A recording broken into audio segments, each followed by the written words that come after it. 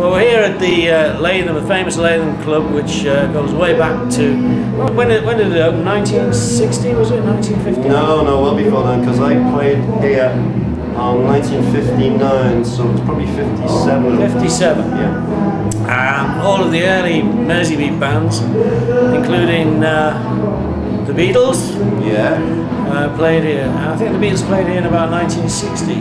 Then. Roughly, yeah, about 60. Yeah. Okay.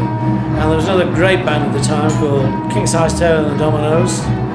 And tonight we're having a little chat with Ken Shalliker of the original Dominoes, who's actually here with his guitar, because besides being a very competent musician, he also makes guitars, so he's a luthier. And he's made several guitars over the years, including one for King Size. That's right? Yeah.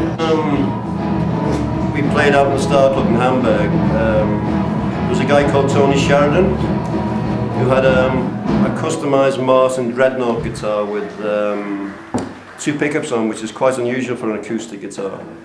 And Ted liked this guitar, so he traded. And Ted ended up with a really nice guitar, but times got hard, we had no money, and he sold it.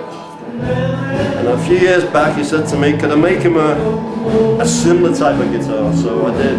So I made a Dreadnought with 2 pickups on it, dominoes marking the fret positions, and he had his initial on the top, which was a combination of my initials, because his was King Size Taylor, mine's KS. So I had KS with a T down the middle. And I put his name on the scratch plate, and he took it to Cabin's play one night after about having it for 2 weeks. I managed to have an accident with it. That's another story. Okay.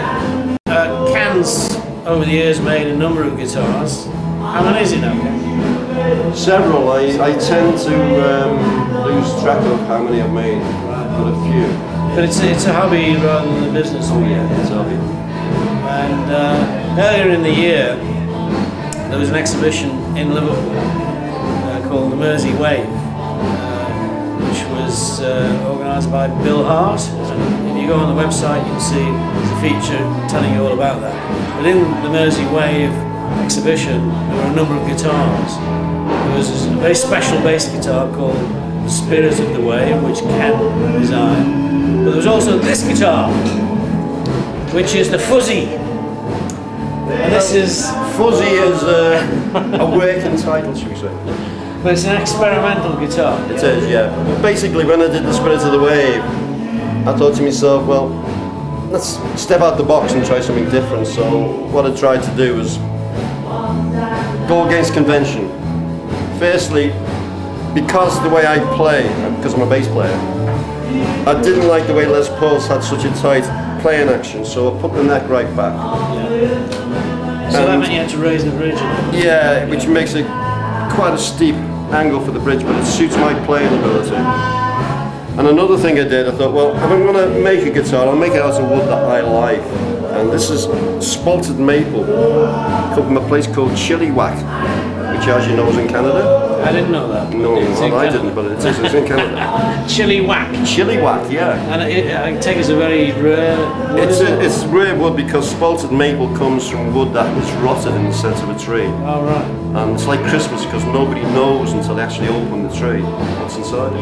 And I put that on the back as well. And it just so happens this has got a bit of a story. This is teak. In my past life, in my business, I had a customer who took a lot of stock of me and couldn't pay his bill. But he had a Japanese tea house, right? Which was a genuine Japanese tea house.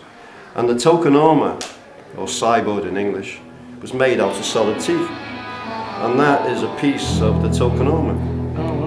I've used it a couple of times, and that was the last piece I had, so that is teak, spalted maple, ebony on the front, and good old mahogany on the back, with a piece of ebony veneer on the headstock. So if you were to make this guitar to sell, what sort of price would you have to charge the customer? Well, it depends who's selling it to. If it's selling it to a musician, I'll probably get nothing for it. Let's say it was a commercial deal, what would you value? Probably about £5,000 to £6,000. yeah, the next stage really to take it